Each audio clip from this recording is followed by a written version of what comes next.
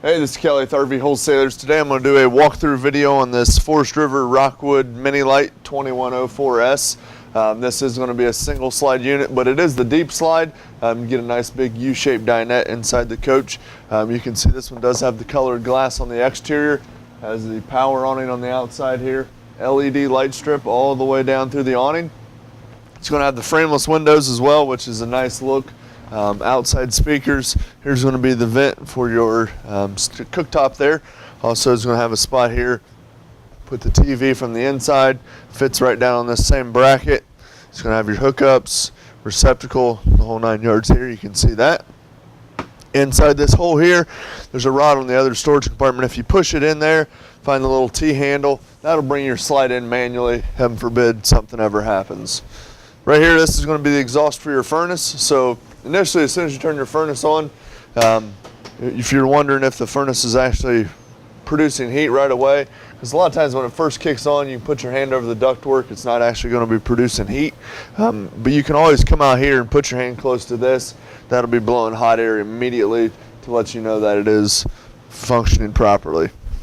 Right here, you can see you do have a little bracket here. What this is for, if you put your grill on here, it has a bracket that fits on here. Also, there's a little table that's in the storage compartment as well. So you can put a little table out here, put your barbecue, and then there's a quick connect gas line right down here underneath the side of the trailer. It just plugs in like a quick connect to it, and it runs right off the propane bottles up on the front of the coach there. So very, very easy. You're not bringing separate bottles or anything like that.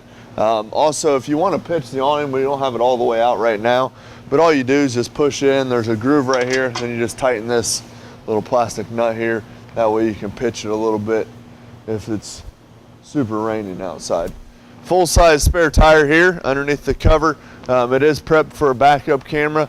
You can see it does have the curved roof there, which allows a little more runoff.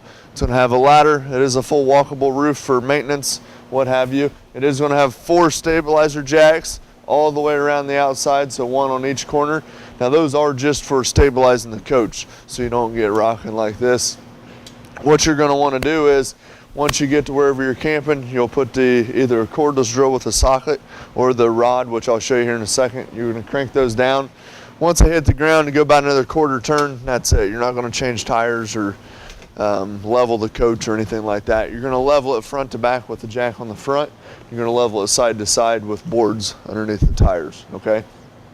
Right here, you're going to see you have your water heater. Okay, this is going to be gas and electric DSI, which means direct spark ignition, so you're not going to have to bring a lighter out here or anything like that. You're going to see a little switch right down here where I'm pointing. It's a little on-off switch. That's going to be for the electric side, so the 110 side of the water heater, okay? And then on the inside, you're going to be able to see a little switch. That's going to be for the gas side of it, okay? So the coach is winterized right now, so there is no water in the water heater. Once you get the coach and you want to go ahead and fill up the systems and start using the coach, all you're going to want to do is come here. You're going to pull this valve so it's sticking straight out, okay? That's the pressure release. What that's going to do is when the water starts to fill up, whether you're hooked to city water or you're running off your freshwater tank and you're using your pump, it's going to allow that to fill up with water, then it'll start pouring out of here. If you have it closed, you can still fill it, but you just have to crack the hot water faucet inside. That's just going to allow the air to release, okay? So the easiest way is just to pull this out. Once the water starts pouring out of there, close it, then you can go ahead and fire it up on gas or electric right out here. Also, your drain plug is going to be right there if you ever need to winterize it. This is the back side of the refrigerator. You're never really going to need to get in here, but for whatever reason you do, this is the access panel. Just leave this little plastic piece hanging out here. It's a little auto defrost. The bumper is hollow. You can pull these end caps out. A lot of people store their sewer hose in there. 30 amp power cord, 30 amp service. This is your cord. You can always see there's a little blue light on the top. That's going to just let you know that you're actually getting power from the supply. Some people will call and say, hey, they're not getting any power. Well, just double check that this light, that's your first indication, because sometimes the breaker's off at the power source, what have you. Cable and satellite hookup, they're labeled right here, so cable here, satellite here. So if the campground has hookup, it's screwed in here, and it'll go to the inside of the coach. Outside shower, hot and cold. You just unlock that, and it has a wand to spray off the kids or dogs, what have you. So city water connection, we'll go with this one first. What this is if you go camping and they have water hookup at the campground, okay? So all you're gonna do is take your garden hose, run it from the water supply, hook it in here. Now you're always gonna wanna make sure you use a water pressure regulator. What that's gonna do is it's gonna reduce the PSI down to about 45. Okay, so you're not gonna burst your lines or anything like that. Now if you're hooked to this, basically you're bypassing the tank, you're bypassing your water pump. You don't need to use any of that. So this is just gonna be pressurized right from the supply. Now this here is gonna be your black tank flush, which if you look right down here, you're gonna see your sewer connection, okay? There's gonna be two valves. Just trying to untangle the cap here. All right, so you can see that when the valves are pulled out, that's open, okay? So if you push them in, that's closed. So obviously when you're camping, they're always gonna be closed. When you're traveling, they're closed, what have you. So when you get to your camping spot, you're gonna just leave them closed and you're gonna use it. Then you'll check your monitor panel on the inside. That'll tell you where the levels are on your tanks. After you get done camping for the weekend, you pull into the dump station, then you hook a sewer hose up to this, locks on, put the other end in the hole. Then the first thing you're gonna wanna do is come over here, you're gonna pull the black valve, okay? Black has the black handle, gray has the gray handle. So black is just your toilet, okay? So that's gonna run through the hose, however full it is, just so you can kind of feel it coming through. You're gonna know when it's empty. After that's ran through, give it a minute or two, then you're gonna take the same water hose, hook it into this one. This is the black tank flush. And while that's open and your sewer hose is still hooked up, you're gonna let that run for about, I don't know, a minute or two. What that's gonna do is it's gonna spray inside the tank to clean off the sensors and all the debris and toilet paper and things like that. So you don't have to worry about any of that stuff building up inside the tank. Then shut that off, then shut that valve, then come over here and pull your gray valve. And what that's gonna do is it's gonna finish rinsing out your sewer hose, okay? So pull the black valve, let it run through, black tank flush, let it run through, shut the water off there, shut the black valve, pull the gray valve, rinses out the hose. Good to go, okay? This is gonna be an inlet here for winterizing. So a lot of times we do it a little bit different here just because we do a lot of coaches. What we do is we just hooked a little bit of air compressor up to the city water connection, open up all the taps, blow out the lines, pour antifreeze in the traps. But if you want to pump antifreeze through the system, you just turn the pump on, put a little like hose on here, put it in the jug of antifreeze, and it'll pump it through the water system. Storage here. Magnetic latches, which are nice. You're not using the little plastic clips or anything like that. Very, very nice there. You can see here you have some storage underneath of the U-shaped dinette, which is very nice. This here is going to be your fresh water fill, okay?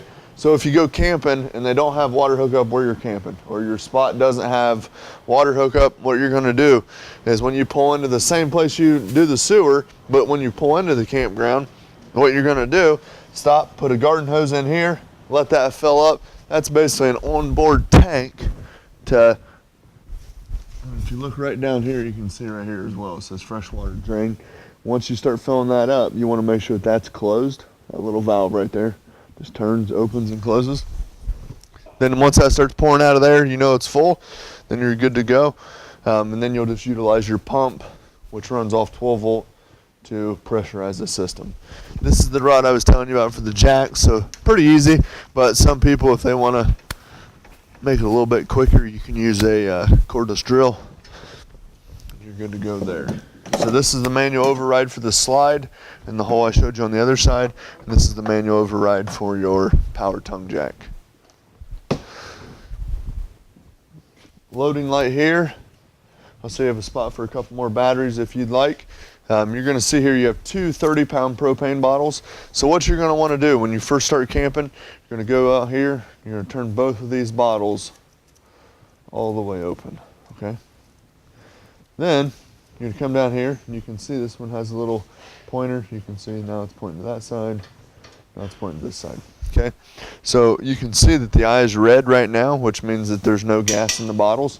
When you have gas in them, they'll be green. Okay, and then what you're going to want to do is open them both up and then start camping, purge the lines to the stove, which I'll show you on the inside.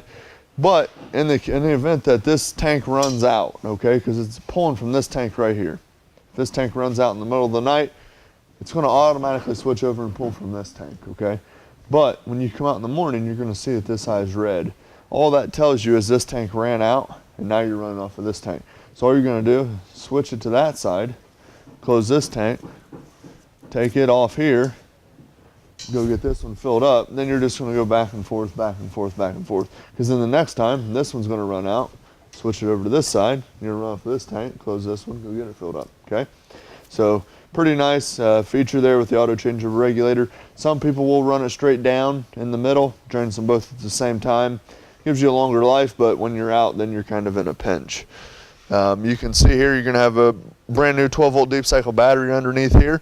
That is going to trickle charge anytime you're connected to your tow vehicle if it's set up properly, or anytime you're plugged into the power supply. So the manual overrides right here, you just pull that little rubber grommet out, use the rod in the storage compartment, run it up and down, on and off loading light. So this is how you're going to level the coach front to back. Again, side to side, you're going to put blocks underneath the wheels. Cover here, then you're right down here, you're going to see this little red key. That's going to be your battery disconnect, okay? So whenever you're not using the coach, what you're going to do is just turn that key, then that will allow like the little alarms and lights and stuff like that, if you leave them on, not to drain your battery. Last thing here on the outside, you're going to have a quick connect solar panel plug-in. So you can get one of those little portable solar panels, plug it right into here. This one is set up for the Zamp Solar. Very, very nice. Triple entry step. You can see that there. We'll go in here and check out the inside.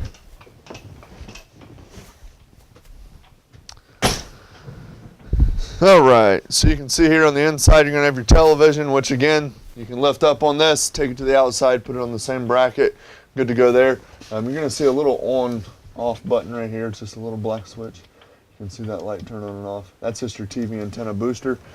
So if you're running and you don't have cable hookup or satellite, turn that on. It's just going to amplify the signal strength. So the first thing you're going to want to do, and I'm not going to lift this off here since I already got taped down for transit, but the first thing you're going to want to do once you turn your gas bottles on up front is come here, turn all three burners on high, use your sparker switch, let that burn for about, I don't know, 15 to 20 seconds. What that's going to do is it's going to get all the air bubbles out of the lines, get the gas flowing properly. Anytime you're burning your stove, just make sure you have your exhaust fan on to get that heat outside, okay? To turn the oven on, all you're gonna do is come here, switch it over to pilot. You're gonna push and hold, get a stick lighter or match, light the pilot in the back, then you can just set your degrees, okay? All right, so you got your AM, FM, CD, DVD, the whole 9 yards right here. It is USB, the whole 9 yards as far as that's concerned. It does have a Wi-Fi Ranger, which right here gives you the password, all that good stuff. That's how you turn that on and off. Microwave, just like at home, you do have to be plugged into 110 for the outlets, the microwave, the AC, things like that to work. Right over here, you're going to see your thermostat. Works just like your one at home will, okay? So if you want to run it up the furnace, you switch it over to heat.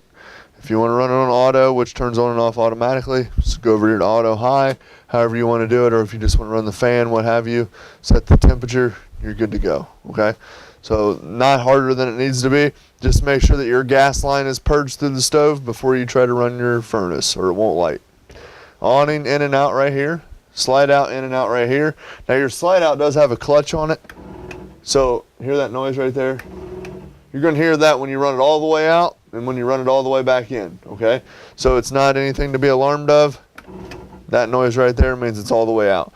I always recommend either having it all the way in or all the way out. Don't have it partially the way in or partially the way out for a long period of time, just because the seals aren't going to be met. Interior porch lights, awning lights right here. This is going to be your monitor panel. So if you hold these buttons down, so like the battery is fully charged. Fresh, empty, black, empty, gray, empty. So gray, sinks and shower, black, toilet, fresh water tank. Fresh water tank you're not going to use if you're hooked up to city water. Water pump. The only time you're going to use the pump is if you're running off your fresh water tank, which if you're running off your fresh water tank, you don't have water hookup at this spot. Okay?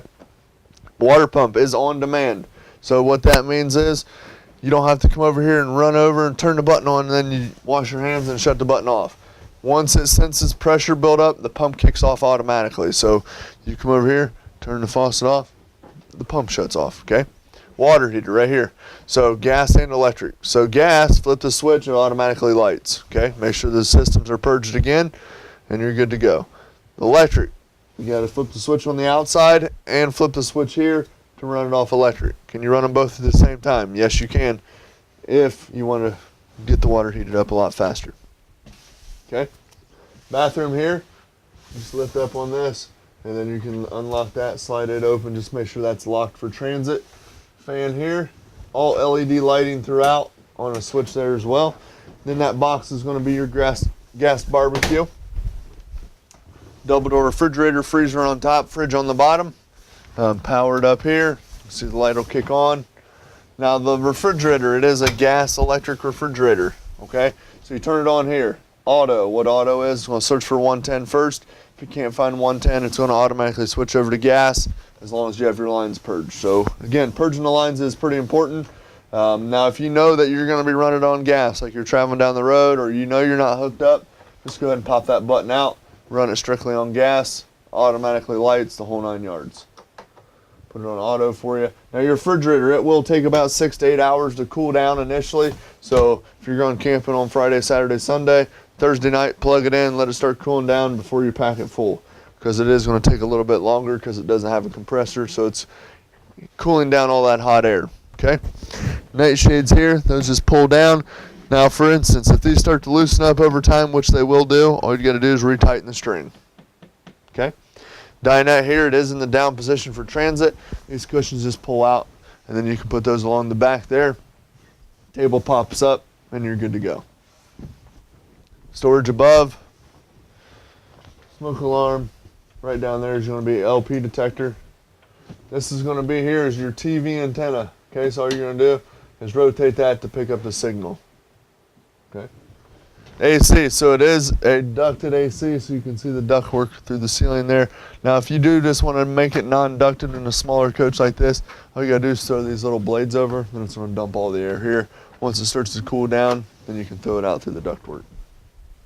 So right here you're going to have kind of a triple threat sofa, I guess you could call it. So it is going to be a jackknife, so you can lift up on the bottom, folds down flat. So if you're just stopping somewhere quick and you just wanted to lay down for a minute, you could do that. Or you can use it as a recliner. Just pull out on these, the whole thing will recline for you. Now, it is a Murphy bed as well, so if you wanted to lay this down, all you're going to do is pull this pin, okay? You're going to pull the pin on the other side.